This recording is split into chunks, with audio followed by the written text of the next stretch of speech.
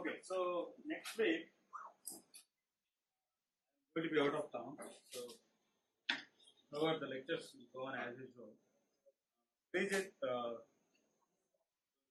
tutorial on implementation that should help you with the assignment. Go through in depth. Walk you through.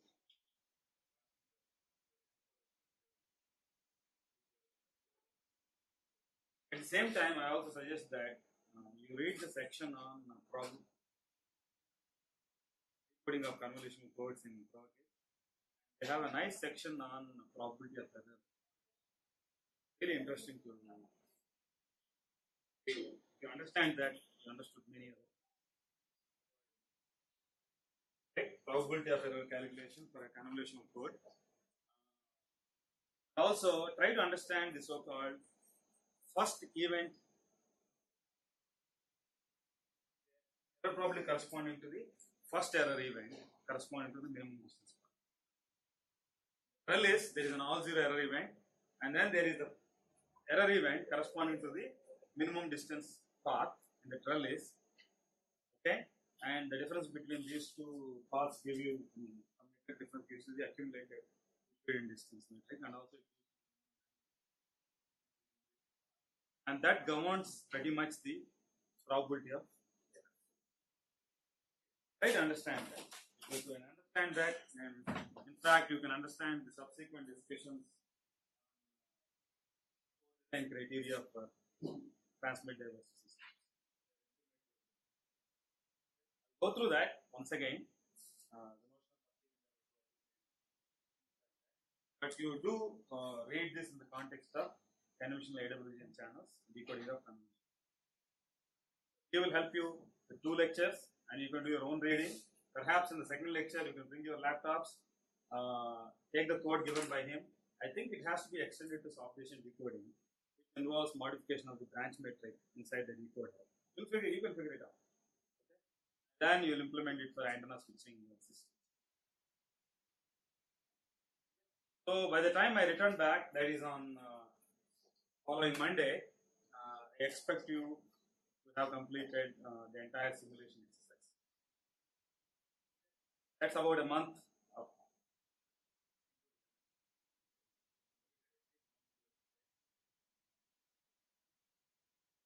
Okay, let's continue the discussion. Right, we discussed time shifting and frequency shifting, are duals of each other, and we showed that the mutual information for the 2 methods, the expressions are identical. Okay, in a practical system, sort of equivalent. We discussed time switching in TDMA as well as frequency switching in OFDM. They sort of lead to the same type of system model, at least as far as the decoding. Okay. Now we'll discuss 2 more methods, which are again duals of each other. Okay. One is called time shifting, and the dual of it is frequency shifting. Derive the mutual information for both methods, and as usual, it turns out that they are related. And again, we'll discuss the implementation of time shifting and frequency shifting and OFDM as.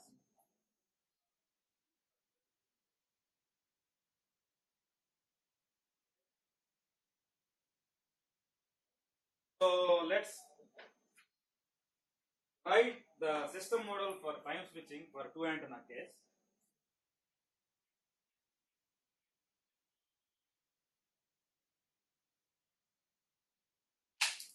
Whenever the signal is transmitted through both antenna at the same time, you have to divide the power equally among the antennas. Essentially, you don't have to do that. Okay? So the first data stream, now it is XK, goes through first antenna, which is having a channel gain alpha 1. Okay? And as I told you, you can't just take XK and transmit on the second antenna, that doesn't serve our purpose. Therefore, we introduce a delay of d time units. What are the time units here? The time units are in steps of 0, 1, 2, 3, discrete samples here. Okay. Because in an actual system, you'll have waveforms and you'll use an analog.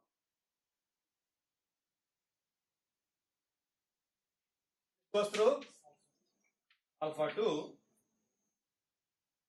and at the receiver, we'll see a combination of signal that goes through both channels.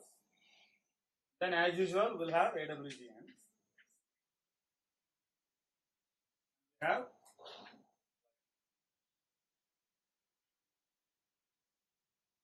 okay.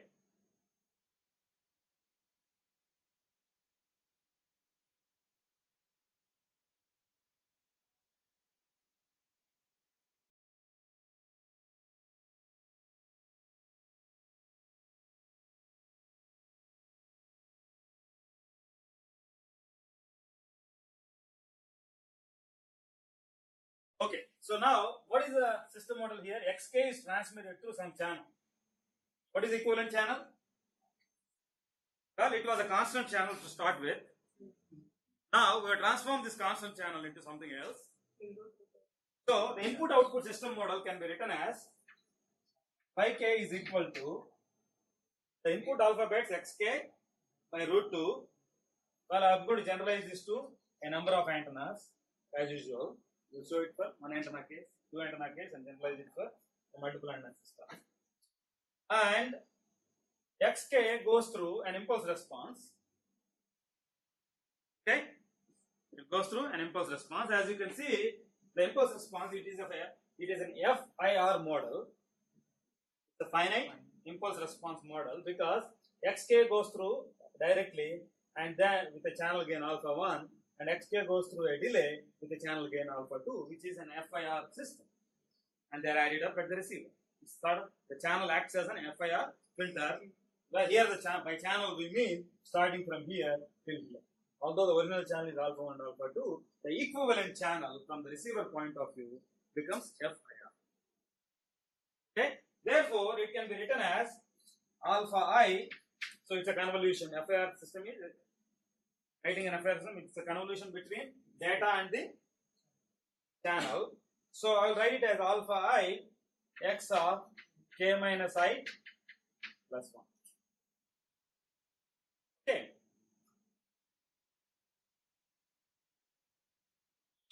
And I equal to 1 to 10. So let I equal to 0, then you could drop this one.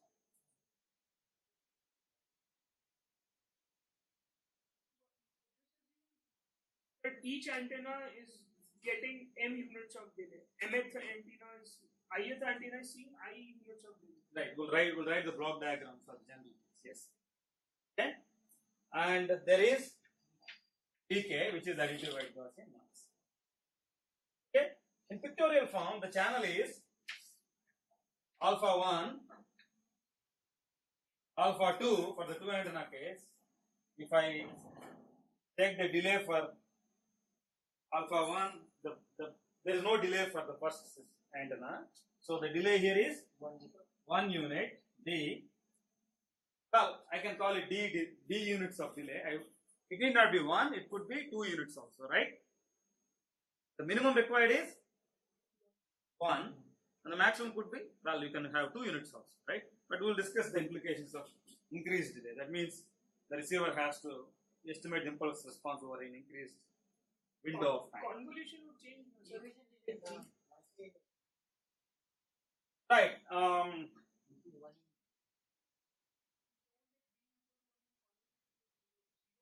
D minus. Yeah, this assumes 1 unit of delay. Okay. Well, let's put 1 unit for. Okay. Then alpha 3 is 2 units, and all the way to alpha m, which has m minus 1. Okay. Fine. But actually, you could have had arbitrary amount of delay like d, 2d, m minus 1 into d if you wish, but we don't need it in this particular case. One symbol delay would suffice. Okay, we'll consider a case where you need a higher amount of delay. Well, what would be the block diagram if I had to implement it for an M antenna system?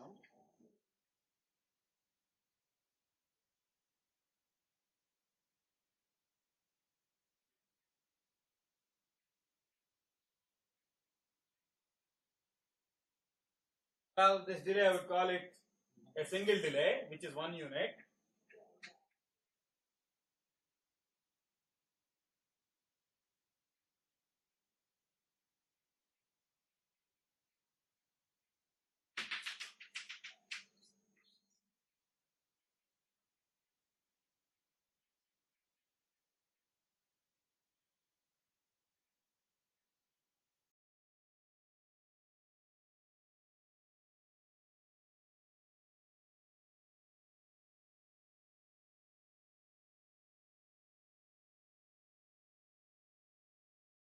Is that okay?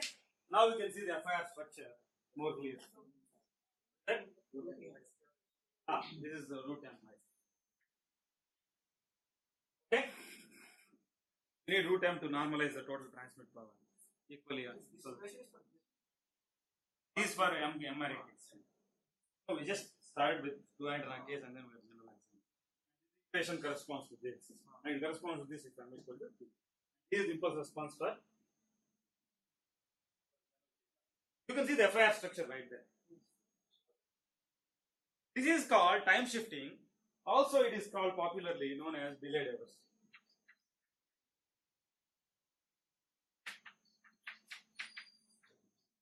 Or okay.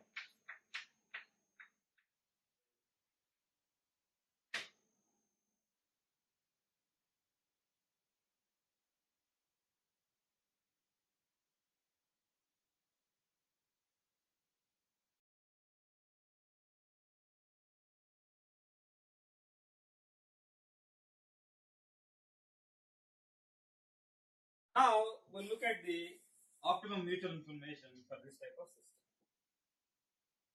Okay. Now we take the system model and let us look at the impulse response of the channel or the effective channel in frequency domain.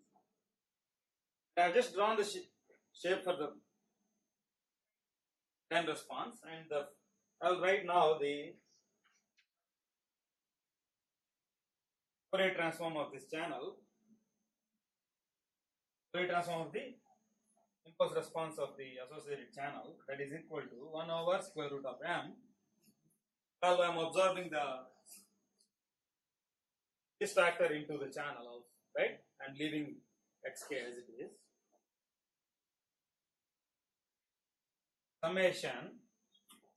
What would be the Fourier transform of the channel? Idea? Alpha I equal to 1 to m. I want to transform this into frequency domain. I mean this, well, this should be a delta here, and that would be e raised to minus j minus 1 into omega. Well, that's it. Make sense? Well, it's an FIR channel with a number of taps. Right? Remember the alpha 1, alpha 2 up till alpha m, and we brought the square root of m factor into the channel impulse response. 0, 1, minus 1, you can see what is the Fourier transform of a set of impulses?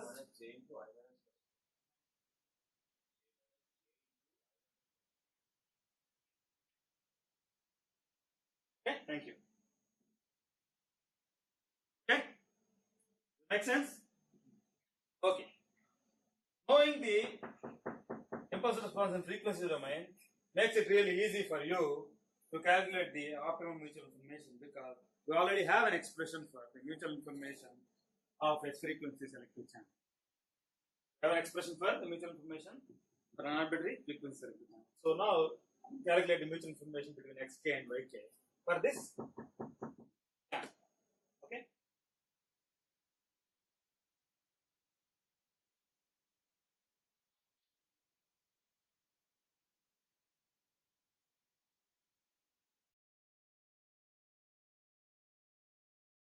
Okay. Well, what is the mutual information for the time shifting or delay diversity? Again, for a frequency electricity channel, it involves an integral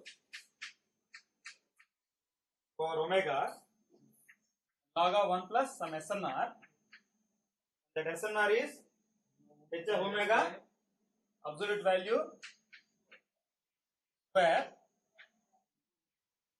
divided by s by m times n naught the omega and logarithm base 2.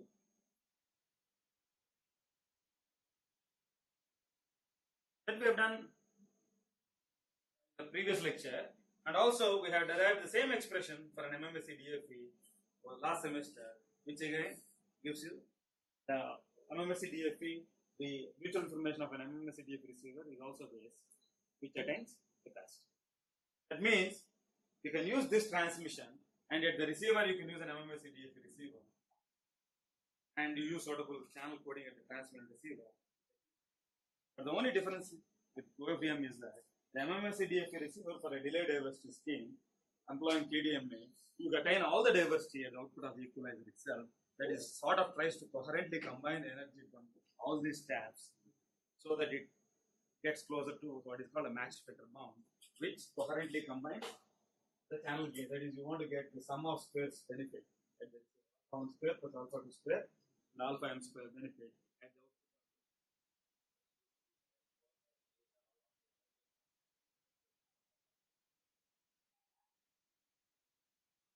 output. No, this will not be sum of alpha square. No, no way. There is omega here.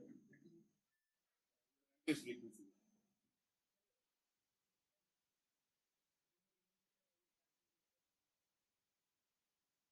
Okay, yeah. So it is. I will rewrite this. Okay. Thank you. Write it as minus pi to pi. We will write the actual expression logarithm of base 2 1 plus absolute value of summation equal to 1 to m alpha I e to the power of minus j I minus 1 into omega absolute value square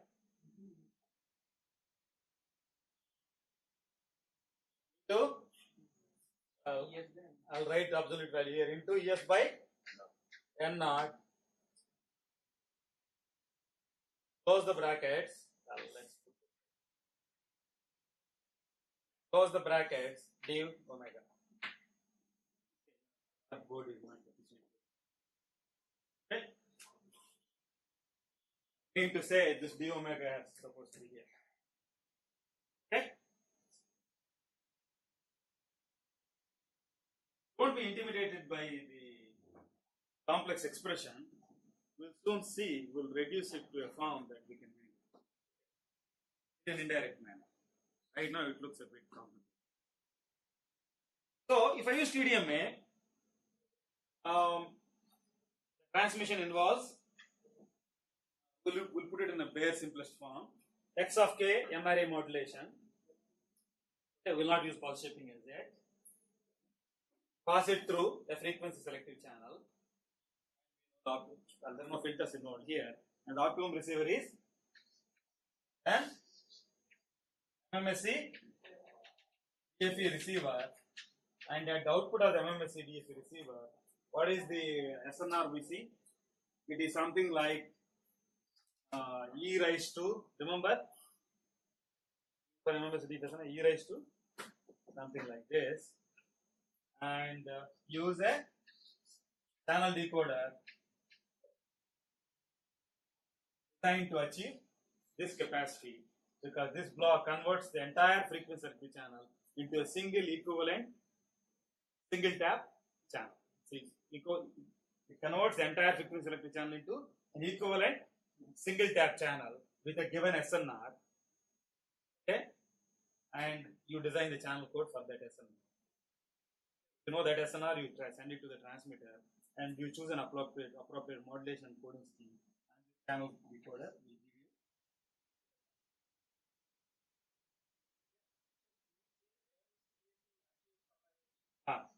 In the absence of error propagation. In the absence of error propagation, it's a bound. But in what sense does it achieve capacity? I mean, in the sense of channel communication or in the sense of the channel coding comparison? Get this problem. Here, it's data convolved with an FIR channel. Input model. YK is XK convolved with an FIR channel. Okay? Let's look at the model. MMSA DFE brings everything down to CK equal to XK plus some WK. Brings everything down to this particular form. Because it equalizes the system. And the new SNR for this MMSC DFE,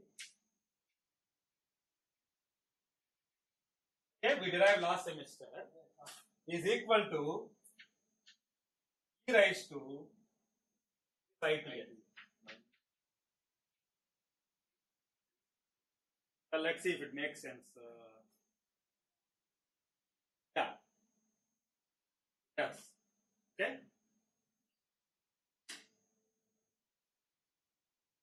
Well, in this case, it should be 2 raised to, right? Because I take it base 2, okay?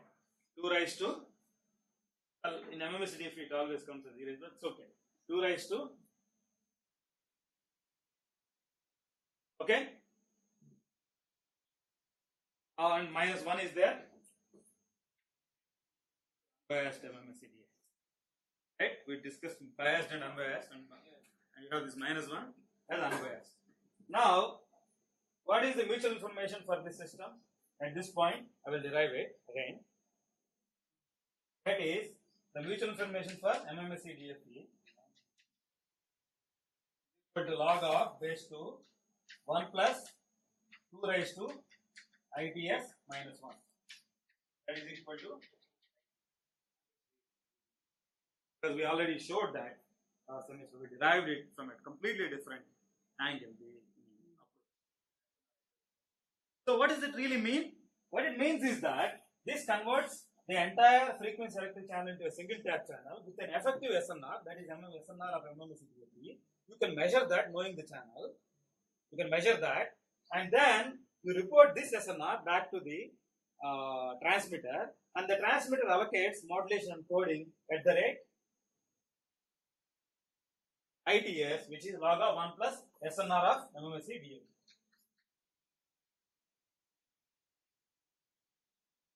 Okay? Again equal to ITS, and you send this to the transmitter, and ITS is in bits per second, right?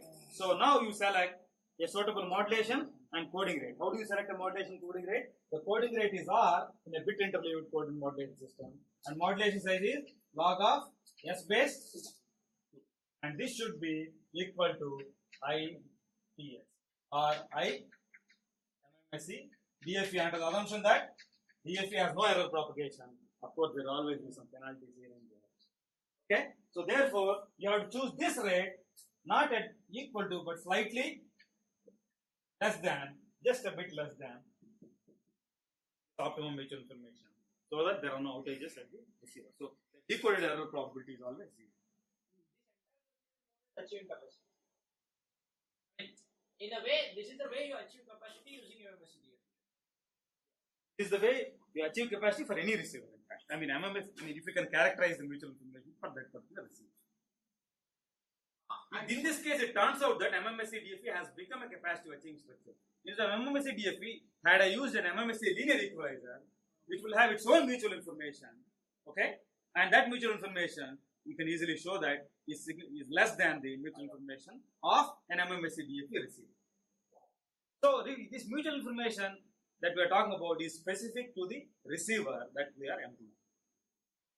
You can always talk about the mutual information for an input-output system model without any specific transmitter receiver in mind. You can also talk about mutual information for a specific receiver and a specific transmission and receiver strategy also. Channel doesn't play any role in. Channel should also play a role in mutual. No. Mutual information is computed for a given channel. Channel is what is, you get what you get. SNR, in SNR, L0 is basically what is contributed by channel, right? N0 is thermal noise, that is also part of the channel. And these alphas are also a part of the physical channel, which is the propagation channel. You live with what you get, but you try to do the best you can given the channel. And what is that the best you can do? Here, employ an MMS-DFP receiver, employ the capacitor achieving ports for the given SNR given by the channel. This is having a little feedback from the receiver to the transmitter. If you don't have any feedback whatsoever, what you do is you fix a rate R at the transmitter. You don't have any feedback whatsoever. If you fix this is totally blind. You fix a fixed rate R and then you calculate what is called outage probability. That is probability R exceeds ITS. This is called the outage probability of this particular type of system. You don't have any feedback. If you have little feedback, that is the mutual information, you can drive the error rate to 0. Okay, but you can drive the error rate to 0, but the transmitted rate becomes a random variable. Still have define the CDF of the rate at the transmitter. Right? No, there's no free lunch. I mean, you can drive the decoded error rate to 0, but nevertheless, the transmitted rate becomes a random variable, which is a function of the channel. As channel changes, mutual information changes. Therefore, the allocated rate changes. So you have to continually adjust the modulation coding scheme as and when the channel changes. So if this is voice, the user experiences varying quality of the voice call. If this is voice, and if you fix the rate R, no, I don't fix the R. I'm using this ITS, I'm feeding it back, and suppose it varies. Totally from a mutual information point of view, for data it's really easy to understand. Okay, given this channel, what is the data rate you get? Capital R, which is a random variable. Really easy to understand, right? So speed will change. And what is R? It's in bits per second, and you can multiply this with bandwidth,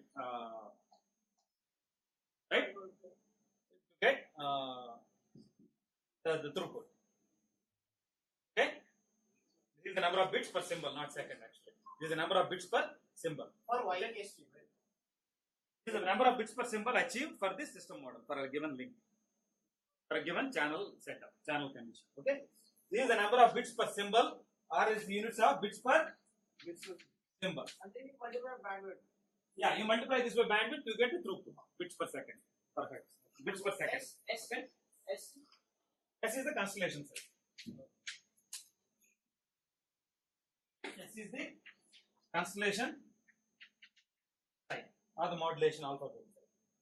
Okay, so now given let's say 10 megahertz bandwidth, R is at the mercy of the channel, which is dependent on N0 and the channel coefficient. Let's say channel coefficients are all contributing to a single value unit. 1, it will be, rate would be log of 1 plus SNR into the bandwidth. W into log of 1 plus SNR if there was no fading in the system. Okay. Now, let's like to look at voice. For voice, normally what we do in GSM, in the first generation of digital cellular systems, what we do is, first generation of digital cellular systems didn't have this sort of feedback embedded into the system. This sort of SNR, instantaneous SNR feedback was not available. It was designed to be a robust system. You can move at very high speed, channel could be changing fast. Anyway, the notion of feedback was not present the first generation of cellular system, notion of especially the SNR feedback. But what they do have is, they'll always send the ACK and NAC, where the frame has passed, received correctly or incorrectly, and that you feedback. Sometimes that's good enough to stabilize the system. Increase the transmit power or decrease. If you have too many acts, you decrease the power. If you have that sort of ability was there. That's because usually voice calls last quite long. I mean, in terms of radio frames, the length of voice call is very, very nearly infinite. Because radio frames we are talking about 20 milliseconds, right? Time slots of 1 millisecond. The call could easily last several seconds and several minutes. Okay, so it's a long session going on, and you typically have, it's a dedicated resource, the time slot. So really things are changing slowly. So for a voice call, what you do is in GSM systems, you set the rate to be very on a very conservative side. Let's say half a bit per second, half a bit per symbol, and sometimes even less because there are pilots, there are other things. You include all that. So if you use a rate half channel code, and if you use binary modulation, the rate is on the order of 0.5. Consider other overrate, it's even less. Okay. So let's say you fix the rate to be 0.5, and you design a cell site with a given link budget, and you ensure some SNR at the edge of at the boundary of the cell. Let's take a single cell, and you can set the link budget such that the SNR at the boundary of the cell is something like 5 dB or 10 dB. Right? This is part of the design exercise, and you ensure that the probability of error, assuming the channel is constant, at that 5 dB or 6 dB SNR is acceptable for a voice call with this given coding scheme. What is the acceptable condition? The frame error rate for voice should be on the order of 1% or 1 to 10%, 1 to 3% or something like that. So there is a criteria. So you try to maintain this 1 to 3% frame error rate so that you see a negligible degradation in the voice call. Now let's look at fading. Now in a system with fading, the SNR is fluctuating. Therefore, the frame error rate will see a fluctuation. So what you do is you either employ transmit diversity to reduce the fluctuations. Okay, if it is a narrowband system, and if you don't have the ability to provide transmit diversity or receive diversity or any other form of diversity, what you would do is you simply boost up the SNR for the link. That means you have to shrink the cell rate. Decrease the SNR. You cannot decrease NR. NR is actually fixed, but the effective SNR should be increased. That means you operate with a smaller radius. Just have to redesign the cell. Okay, but because alphas are random variables, and if you have a channel with no frequency selectivity, and if you have a single transmit antenna, receive antenna, you see a substantial degradation in the received signal quality because the signal goes through. Okay. In that case, either you include transmit diversity and get a significant gain in the link budget, or you have to change the link budget altogether because you can control ES and something. There are two ways you can play with it. Change this effective behavior of this effective channel, or you play with ES and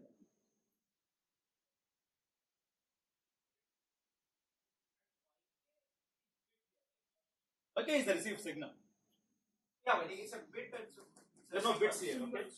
Well, if there is no noise and if there is no channel, it is plus ones and minus ones in this case. They are not bits; they are rather in binary case.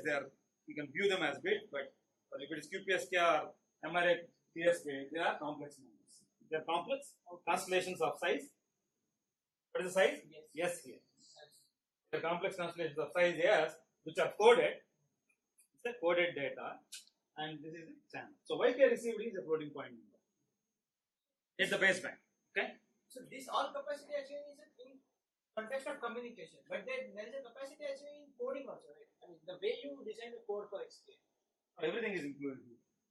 And we say you design, you can design, what we mean to say here is that you know the ITS and you design an encoder and decoder that achieves this capacity. Design an encoder and decoder that achieves ITS. I didn't specify what that encoder and decoder. I didn't say it's a convolution code. In practice, what you use is a turbo code or an NDPC code, which are known to be capacity achieving codes, and you also apply what is called bit interleaved coded modulation, which is suboptimal approach, and try to really get close to this capacity. You can indeed get to within a dB of this capacity. Current technologies. The current technologies operate within a dB of Shannon's capacity, independent of what the channel is. Okay, we have reached that. Okay, the multiple access and coding part has largely been very well understood in terms of the theory and implementation. follow this? Okay. So we are given a TDMA example here. So in fact, this can be implemented in GSM very easily.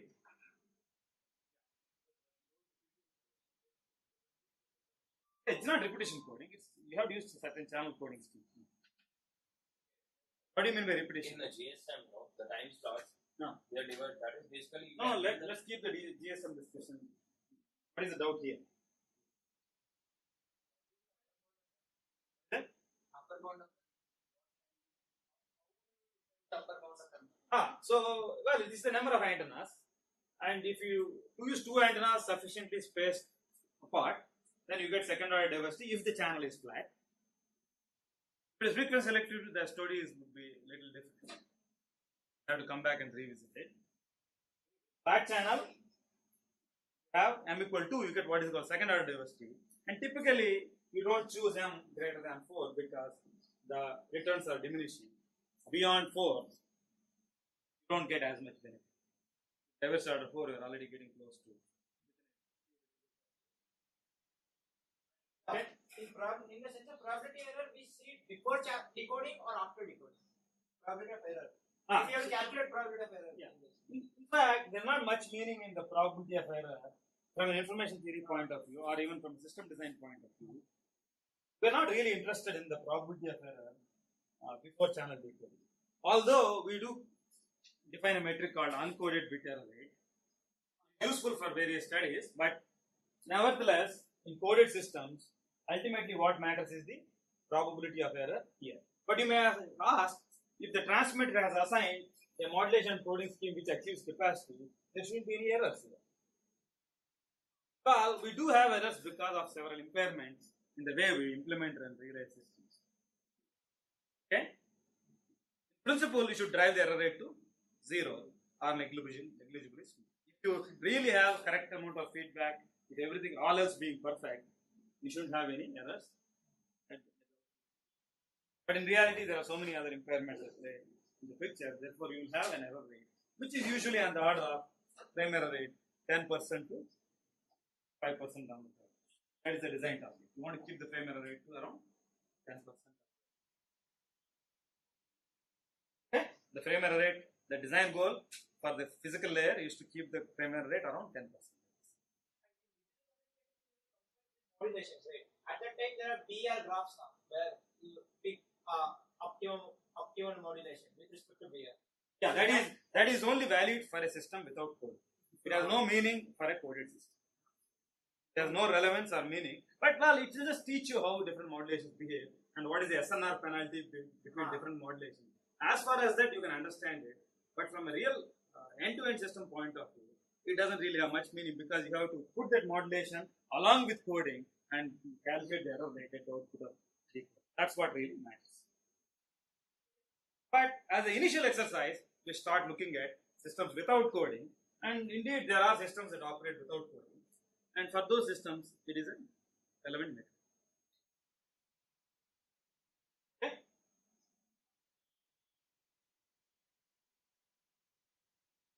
Okay, there are a few things we might want to ask ourselves. If the channel is already frequency selective, what happens to this system?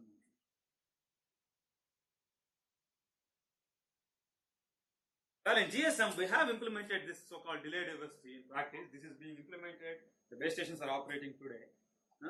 So, it has been done already without any modification to the receiver because thankfully GSM already has a equalizer which can equalize a multi-pass channel. So, all you have to make sure is that the channel impulse response doesn't become very large delay. It's too high for the receiver to cope with. Make sense? Right? So, now if the channel already has some moderate amount of frequency selectivity, how do you handle this? Let us say the channel can be modeled as two equal taps, one unit delay for the basic raw propagation channel. If that is the case, how would you implement a delay diversity scheme to maximize your diversity gain? Answer this question? This framework will still help, right? Right, it will still help, but you still have to tweak this to maximize the diversity gain. I think you are mixing up here. channel coding, there are two basic philosophies. Channel coding, convert the time varying channel into the constant channel into a time varying channel, rely on channel coding, get diversity. That is one philosophy. The other philosophy is use TDMA, have frequency selectivity, use an equalizer, grab the diversity you can, independent of the code rate of the system. Little different philosophy. This one, it may be confusing at the beginning, but you'll get used to it. In this framework, TDMA, channel being frequency selective, use an equalizer to grab all the energy from the taps, coherently combine them, and you achieve the diversity combining right here. The channel decoder is just acting on the effective SMR. That's it. Not combining anything. Not just TDMA, in this framework. Okay, in this framework. Just not call it TDMA, but in this framework. But it's typically true for TDMA. Because MMSA DFE is used in a TDMA. So basically, we employ channel coding for any switching and capture the capacity. Don't generalize it. Channel coding is always there to achieve capacity. Okay. Even in this case, you can't just decide to remove the channel coding block and say that I'm going to stop here. If you stop here, you will boost the SNR of the system because you have currently combined all the taps. Okay. But this is not a capacity achieving system. The capacity here, what do? You have to demodulate your constellation and you have to live with what you get. And that is not a capacity achieving system. A capacity achieving system is a highly non-trivial system where you apply an encoder, okay, which transmits data at a given rate, and you apply a decoder that decodes this information without error, as long as the rate is just below the capacity of that channel. Okay, that you cannot avoid. Whether you have multiple antennas, you don't have multiple antennas, that you cannot avoid. In the presence of multiple antennas, we are revisiting this entire problem and how do you develop the transmitter receiver in the presence of multiple antennas and still use information theoretic tools to solve this. Yes, when you said MMSC DFE achieves capacity, they assume that there is channel encoder decoder. Of course, when you say MMSC DFE achieves capacity, implies that there exists an encoder decoder that is designed to operate at the SNR of the operating point of the MMSC DFE receiver. The optimum encoder decoder for a constant channel has been suggested by Shannon.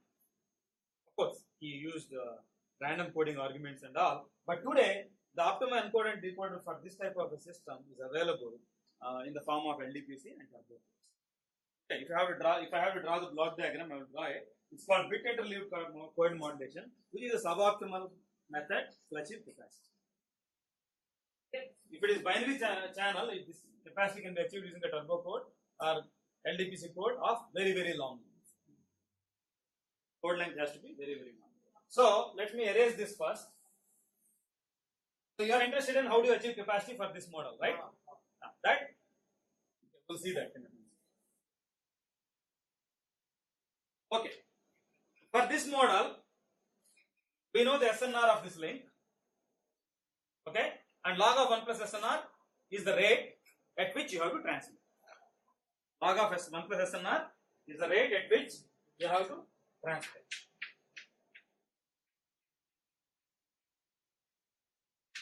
In this case, it is this is a particular case, and this happens to be ITS in this particular example. Now, you have to transmit, you need a few things. You need to, what you have is binary data, right? That is called information bits. And it's a long sequence, infinite long sequence.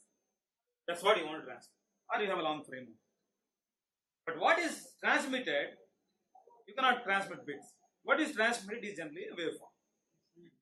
So at this point, you have to create a waveform S of t.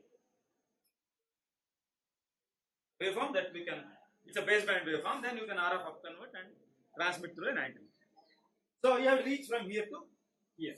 If you are talking about a waveform, you also have to talk about bandwidth. Okay. But we can keep the bandwidth out of the picture for the time being. We will assume a Nyquist class of pulse. So this part I am going to fix it. Okay. With I'll have what is called pulse shaping. I'll just work backwards. And this pulse shaping filter, what it does is that the input is xk. I'll use the same notation. This is with for single antenna, right? So this is like an effective system model for this.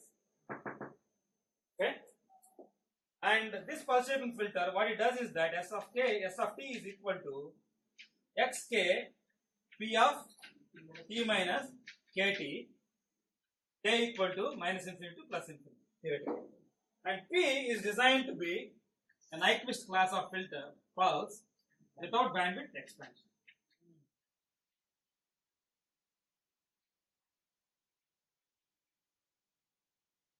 Does it make sense?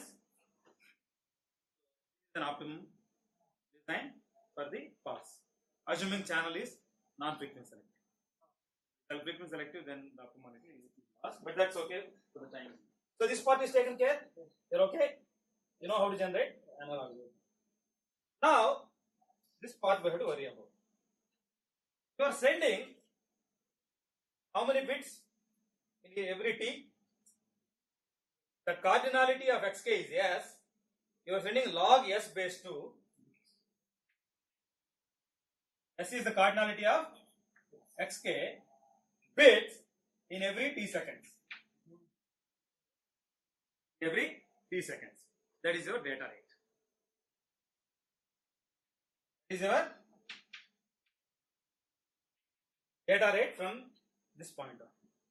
Well, that is the bit rate of transmission. Okay?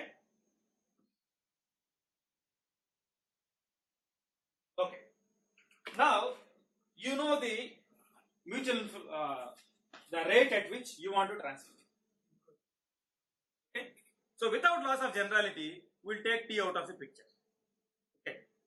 T is something that controls the bandwidth. We'll make this whole thing unitless. Okay? We'll make this whole thing unitless. So, we'll take T out of the picture.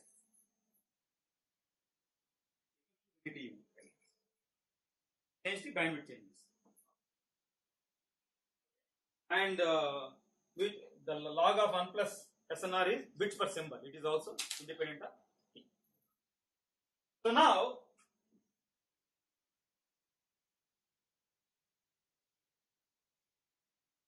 transmit it log of S base 2, then we can call it an uncoded system, and xk being uncoded. So you can choose the size of S to meet the information ITS, but then you will have errors at the receiver because we have not used code, and you have to live with those errors. Therefore, you have to reduce the size of S until you keep on reducing the size of S until you reach a tolerable error rate. This is how you design an uncoded system. Follow the philosophy? You know rate, just find a suitable value of L that gives you a tolerable bit error.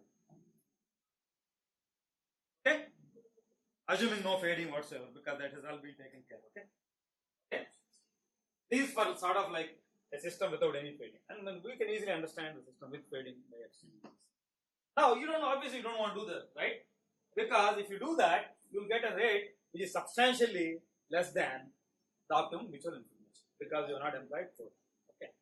Now what you want to do is you can jointly code and modulate and come up with an effective rate. Okay. Well, I can't call it log of S base 2. You can come up, you can jointly code and modulate and come up with a rate R that is equal to ITS or slightly below that. You can choose a strategy where you jointly code and modulate, which just dumps you the complex number XK. And at the receiver, you feed the XK to this decoder, this complex number YK. You feed the YK to the receiver, and it will do decoding. There are class of modulation schemes called trellis code modulation and so forth to achieve this purpose. Okay. But there need not be capacity techniques. But now we'll suggest one strategy which is widely employed in practice that gets you close to the capacity. That strategy is take the information bits, use a rate small r, that is the rate of the code, and you take every s log s base 2 symbols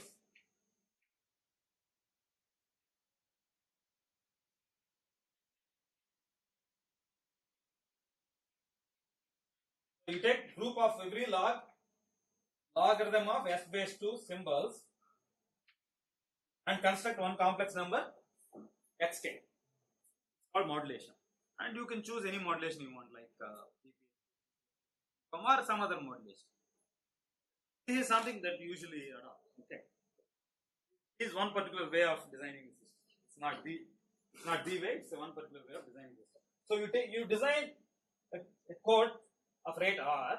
You take groups of log s base 2 bits. Let's say if s equal to 4, it will be to take pairs of bits and map it to a QPSK constellation. Not by QPSK, but that's a separate matter. And you get xk, and you transmit like this. Okay? Okay? Here's it and read it. There are information bits. There is a code rate of r. Basically, it takes a sequence of bits and it spits off a new sequence whose length is typically greater than the input sequence length. So that we add redundant bits. So it's a coded sequence. Let's call it some ck, and information bits is vk. And now to do a bits to symbol mapping, and that gives you xk. Okay? Now we know that sk has size s, and you take log s base 2 bits together from the sequence. You take the sequence ck, and you take, let's say, 2 bits and map it to one complex symbol, and you take the next 2 bits and you map to xk minus 1 and so on and so forth. Okay? So we have increased the rate by a factor log s base 2 compared to the initial rate data stream coming, because you are grouping more bits into one complex symbol which goes to transmitted in a time period of t. Okay? Whereas here you have, let's say, 100 bits of packet, and you use, let's say, rate half code, you end up with 200 bits.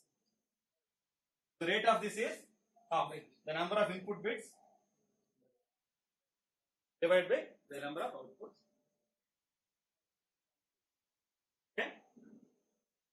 So now for this entire chain, the total rate is small r, which is, let's say, rate half, and then you can pack log s base 2 bits together. Okay, and there are more bits going into one dimension, one unit of transmission. Here the unit of transmission is t. Log s base 2 are transmitted in one unit of transmission, which is t. The rate has increased to log s base 2. You are taking more bits and transmitting through one instance of the transmission period. So the rate is r times log s base 2, and you choose this to be just below ITS. And choose r suitably. Well, you can work out what is r, and design a code that achieves capacity. What does it mean? The decoder should give you an error rate close to 0. And codes do exist, like turbo codes and LDPC codes, and take long frames of bits. Now, the frame length has to be long to achieve capacity.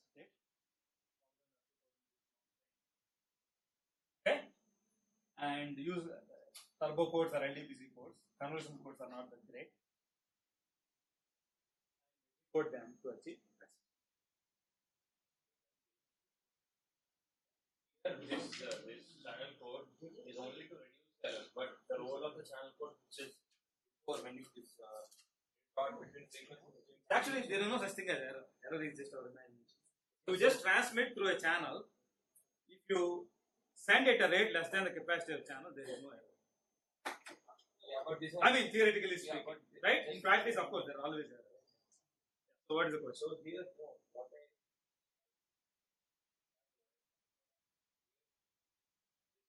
convolution code actually gets the diversity of the channel, and the role is just to what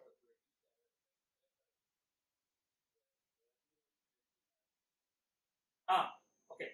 Yeah. So, there are many interactions going on here. Keep them one after the other. Okay. This is the fundamental operation of the channel, independent of. Right? You agree with that? This is how we design a system to achieve capacity for a constant, for a channel with an effective SMR. For a channel with an effective. Now, we take this framework, this is what we use, this is the basic framework. Now, we have to consider a system with multiple antennas.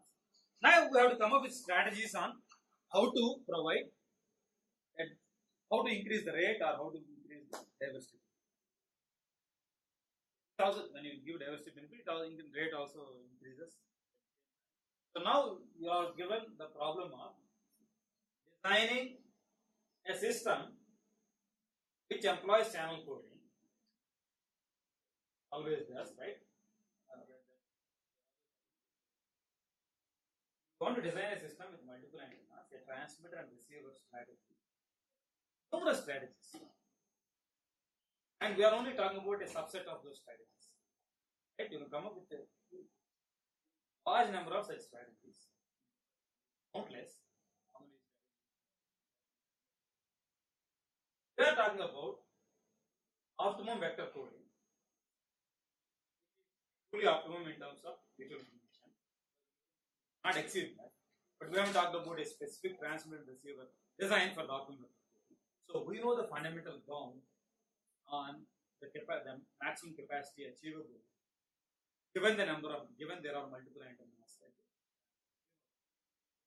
First we establish.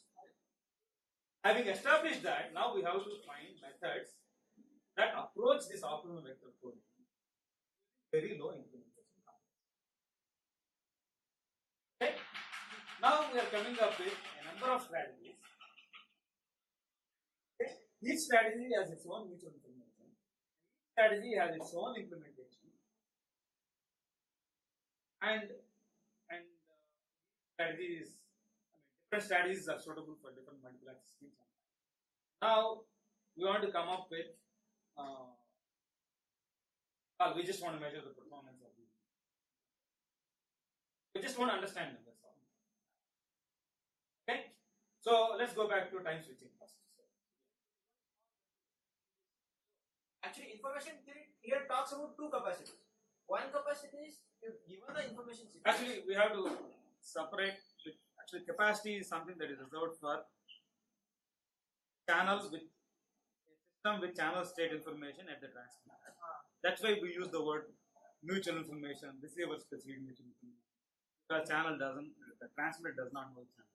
If the transmitter does know the channel, there are other things you could do. Okay, let's call it mutual information. Okay, so there is mutual information about channel. Right. Transmitter and receiver. Mutual information. There is a basic mutual information between an input-output system model, just employing multiple antennas, and that has been established. And we didn't suggest any transmission and receiver method for that. This is called vector. And then there is one capacity involved in the coding itself. That when information theory talks about that, what is the capacity actually in code? Information theory talks about channel capacity, and channel capacity always goes hand in hand with error correction. Channel coding and capacity are synonymous with one another. You can't have a capacity without an encoded. capacity is achieved for an encoder decoder.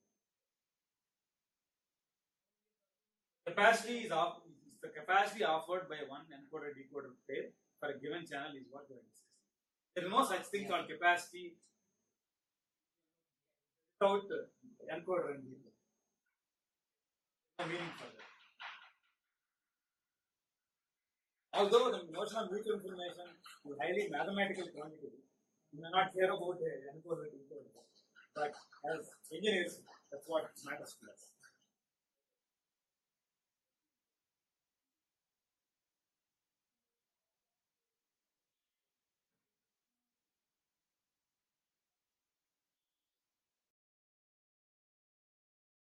Okay, so there is no need to go and study a whole bunch of information theory to understand these things.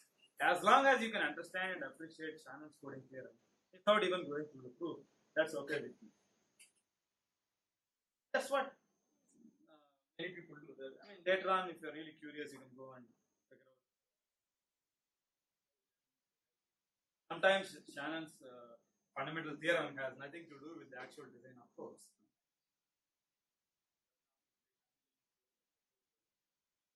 They are just, I mean, the people who invented turbo codes, they are from France. And these guys are experts in FPGAs and ASICs. Their project goal was to implement a soft decision Viterbi decoder on an FPGA or ASIC. Rao and .B RR. They're all French guys. So it has happened in 1990. Not a coding theory group. At the time, soft decision decoding of convolutional codes was a very hot topic.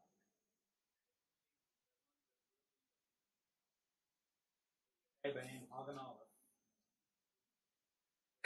Lot of work in this area. Just about then, people were implementing soft decision decoding. Previously, then DSP and soft decision decoding requires a lot of group. I'm just going back on a bit of history here. This group, they are working on soft decision decoding algorithms. So they were working with map BCGR algorithms.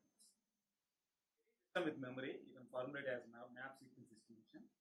Started looking at, I think this is probably the first group, one of the first groups really started looking at this map BCGR algorithm. So you can take this and apply convolution. Map BCGR algorithm, what is called extracting. That is, if you want to make a map estimate of a symbol, there is always side information. What is the probability of symbol being or 1? Which we assume it as half and half. But if you know something, you can always feed it to the done is. Has two codes. Take one code, actually they did a parallel concatenated code. Take one convolution code, put an interleaver. Take another convolution code. Decode one convolution code, get map estimates of the symbol, interleave them, make them sort of independent. And then feed it to the next decoder, which takes off estimates. And then you again make estimates of the bits that have been back to the first decoder again. Now this first decoder knows something about the probability of coded bit being 0 or 1. Side information. You give it to it and decode it again with some extra information. And remove the side information.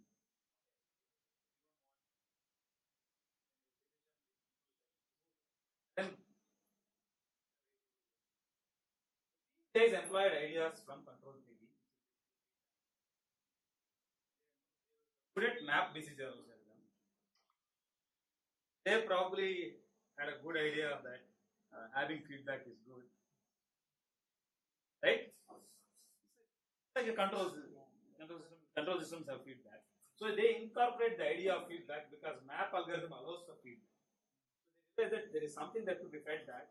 and they constructed this method to have this feedback. Boom, it achieved the task. Fraction of a decimal block, but really close to Shannon's. And thought there was this famous 3dB shift curve and the rejection.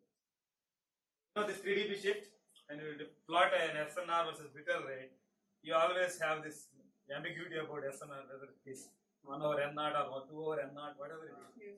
So somebody famously commented there is a 3dB shift, it must be not. A really long time before they could convince the world. I sent one paper when I think it was 2003 to some conference in Europe. Then I wrote to Birro, no, this is a good paper, why are you reading? I wrote it a very angry email. Then Birro replied to me saying that Kiran, don't do that. It happened to me also.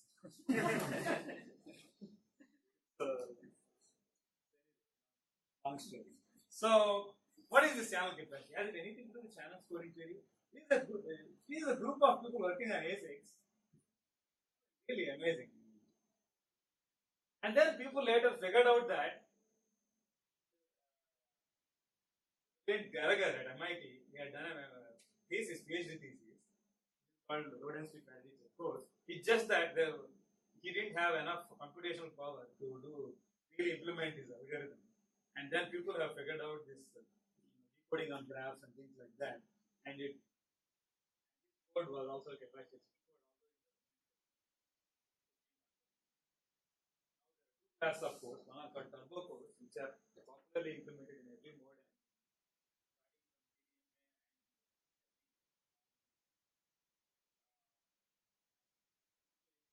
Right now, I wouldn't ask you to even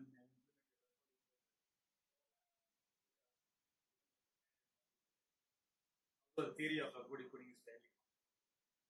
Okay, so LDPC and Algo codes are two classes of codes, both will achieve. Okay, so coming back to our discussion here.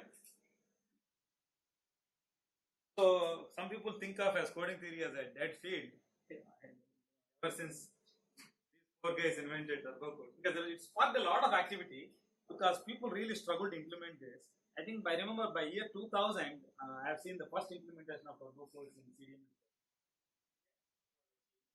And thereafter, if there was a few years of activity after that, people what to do next? You have achieved capacity. What more do you want to do? Just another encoder decoder. I mean, right? There are two codes which could achieve capacity, and people have figured out the FPGAs, ASICs, efficient implementations for this for a while. What more left? But then this multi-user information theory gave life at the beginning of the year. That is using multiple antennas, transfer and receiver. What is the capacity? What are the encoding and decoding strategies?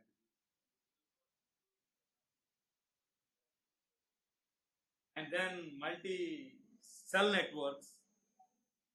Only cellular systems are designed as one base station users.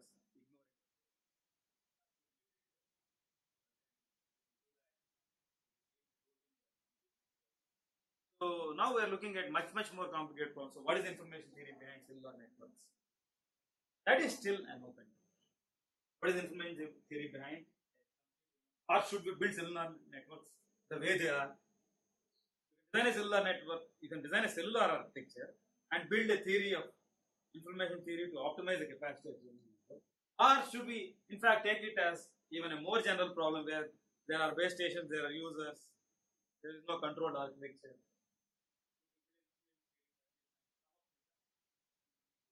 There are a lot of open questions. Is cellular architecture is the way to go into the future? Because we are adding spatial dimension to things. They're all links. We're adding spatial dimension to the links, that is a spatial geometry, and also we're adding another dimension called users. Users are always there. They're trying to access the system, they're trying to communicate with each other, so on and so forth. Multi-user, multi-cell networks. That is alive and kicking, but designing yet another channel code is problematic. It's a fun exercise, but you have to place your bets on. Okay, what is your question? The antenna switching.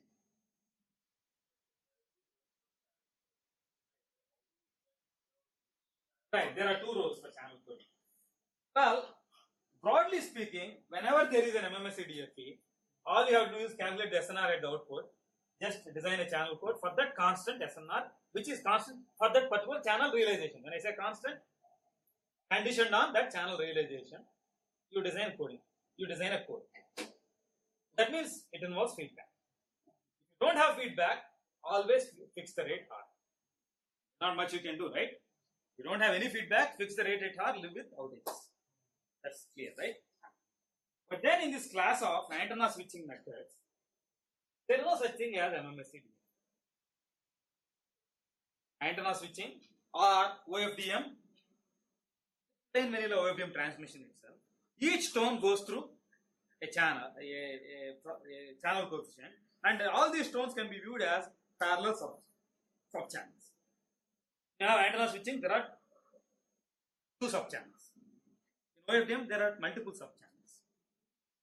Okay. And each channel has a different SNR. So now, you have to talk about mutual information for a system which has sub-channels with varying SNRs. Here, each ZK, k equal to 1, 2, 3, 4, the SNR is fixed. You can talk of designing an encoder, decoder for this structure where the SNR is independent of k. But in antenna switching or OFDM or the other variants, for different k, the SNR could be different. In antenna switching, there are even channels, odd channels where the SNR was different. In OFDM, similarly, for a different k, the channel was different because HK was a Fourier transform of the channel. Now, your question is, how do you design modulation and coding for this? One way of handling this is, take each sub-channel, assume channel gains are constant over each for a long period of time.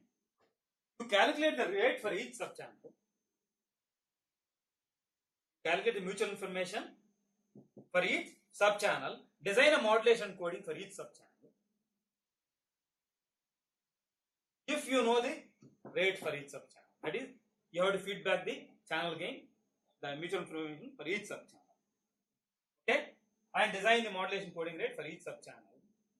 And independently design the modulation coding rate. But that we don't want to do because you have k sub-channels, each one has different SNR. And if you have to feedback all these channels back, you could have as well fed back the original alphas. Only thing is that here you are sending magnitude of alphas or the SNRs, whereas if you have to send back the original alphas, you have to send the magnitude and phase of alpha. Okay, so you don't want to feedback the SNR of each subchannel. That is true for OFDM or antenna switching or any other variant. Agree with that? Right? Here there was a channel HK which was varying in time on frequency. It doesn't matter for the decoder. OFDM, in case of OFDM, its modulation is here and there is a frequency h of k which is the Fourier transform of the channel. And OFDM with antenna switching also there was such a thing. So broadly speaking, the SNR of the channel is a function of k. K could be time or frequency.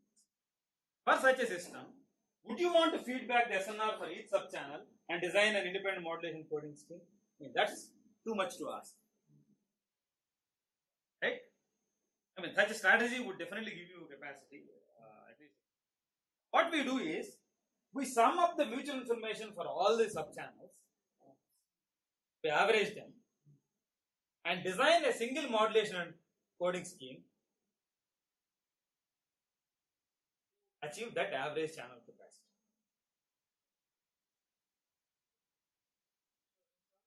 Outage in some channels. Yeah, I did. Yeah, I mean, ideally speaking, I mean, strictly speaking, you should know the sub-channel gain for each sub-channel and design an independent modulation and coding scheme, and there are no outages. But now you are designing a single modulation and coding scheme for an average mutual information of various subchannels, and you still want to maintain zero error rate. I think it is possible to do so. Okay, I think it is something for you to think about. Okay, I think it is possible to do so. You calculate the average mutual information, that is in antenna switching, sum of log of 1 plus SNR of different channels. Again, go through this philosophy. Information bits, rate R, CK, bits to symbol. It's again a suboptimal strategy. We'll stick to it for the time. And design a coded rate log S base 2, which is the mutual information for that system. And this should give you a zero error. If you don't know the mutual information, fix a rate and calculate the outage probability or frame error rate for that. Outage probability and frame error rate are comparable metrics. What I want you to do is, for the antenna switching mechanism, you are designing a single channel code.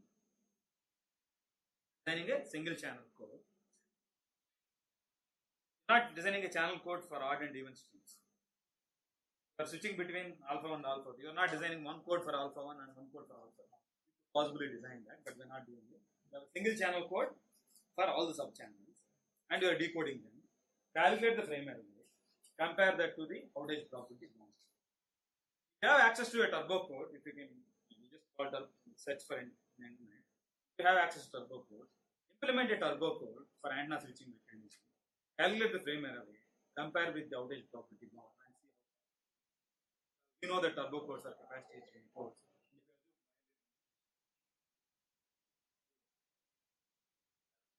I don't ask you to implement a turbo encoder decoder, but just grab one and operation turbo decoder. No, we're talking about now frame error rate and keep the rate fixed. Remember in the exercise, I asked you to keep the rate fixed. Keep the rate to any number, right? Well, you have to actually measure the SNR and just choose some number. Half or whatever.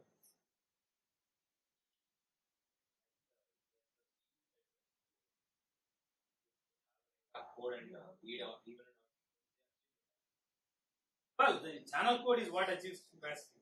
That scheme is just there to enable you to achieve capacity. The switching mechanism is there, it helps you to get there. Well, actually, it's not still a capacity switcher. It has its own capacity, and you try to get there. Again, I shouldn't use capacity, it's usually capacity.